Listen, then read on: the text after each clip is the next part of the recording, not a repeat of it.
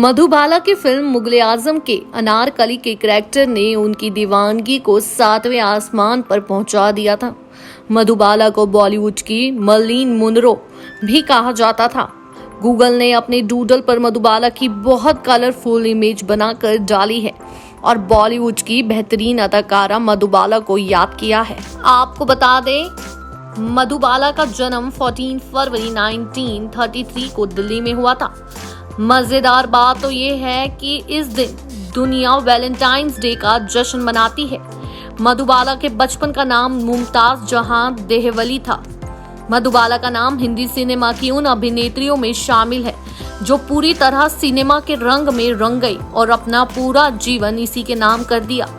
आपको बता दें, एक कलाकार के रूप में मधुबाला ने जो छाप छोड़ी, लोग उसे आज भी याद करते हैं। मधुबाला का देहांत 23 फरवरी 1969 को हुआ था। वैलेंटाइन डे के जश्न के साथ साथ लोग मधुबाला का जन्मदिन भी खास अंदाज में मनाते रहते हैं। आपको बता दें, इनके पिता का नाम उताउल्ला और माता का नाम आयशा बेगम था। शुरुआती दिनों में इनके पिता पेशावर की एक तंबाकू फैक्ट्री में काम करते थे। वहां से नौकरी छोड़ने के बाद उनके पिता दिल्ली और वहां से मुंबई चले आए, जहां मधुबाला का जन्म हुआ। वहीं वैलेंटाइन डे वाले दिन जन्मी मधुबाला के हर अंदाज में प्यार झलकता था। उनमें बचपन से ही सिनेमा में काम करने की तमन्ना थी, जो आखिरकार पूरी हो गई। मुमताज ने अपने फिल्म करियर की शुरुआत साल 1942 में फिल्म बसंत से की थी। ये काफी सफल फिल्म रही और इसके बाद इस खूबसूरत अदाकारा की लोगों के बीच पहचान बनने लगी। आपको बता दें, मधुबाला के अभिनय को देखकर उस समय की जानी मानी अभिनेत्री देविका रानी बहुत प्रभावित हुई और मुमताज जहां देहवली को अपना नाम बदलकर मधुबाला के नाम रखने की सलाह दी। वहीं साल 1947 में आई फिल्म नील कमल मुमताज के नाम से उनकी आखिरी फिल्म थी। इसके बाद वो मधुबाला के नाम से जानी जाने लगी। इस फिल्म में महज 14 वर्ष की मधुबाला ने राज कपूर के साथ काम किया। नील कमल में अभिनय के बाद से सिनेमा में सौंदर्य देवी कहा जाने लगा। इसके 2 साल बाद मधुबाला ने बॉम्बे टॉकीज की फिल्म महल के अभिनय किया और फिल्म में सफलता के बाद उन्होंने पीछे मुड़कर नहीं देखा। उस समय सभी लोकप्रिय पुरुष कलाकारों के साथ उनकी एक ही बात, एक ही फिल्म आती रही। आपको बता दें, मधुबाला ने उस समय से के सफल अभिनेता अशोक कुमार, रहमान, दिलीप कुमार और देवानंद जैसे दिग्गज कलाकारों के साथ काम किया था।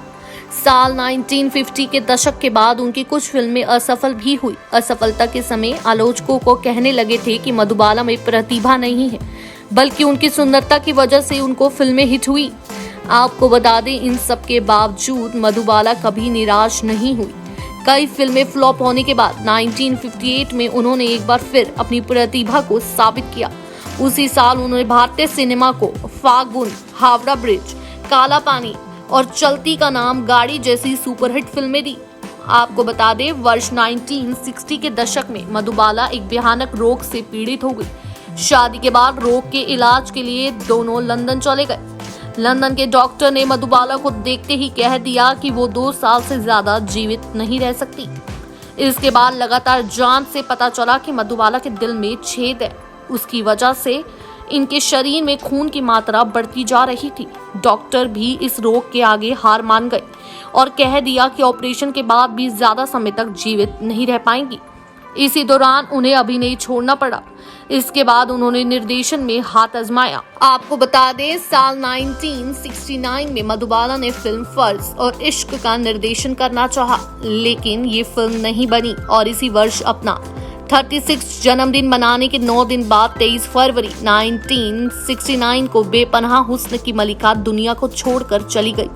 मधुबाला ने लगभग 17 से अधिक फिल्मों में अभिनय किया। उन्होंने बसंत, फुलवारी, नील कमल, प्रयाग, अमर प्रेम, महल, इम्तिहान, अपराधी और जलवा जैसी फिल्मों में अभिनय किया। दर्शकों को और अपनी अदा से घायल किया और उसके बाद वो इस दुनिया को छोड़कर चली गई। ऐसी खबरों से जुड़े रहने के लिए देखते रहें नेक्स्ट 9 न्यूज़ और मैं हूं आपके साथ सादिका कौर।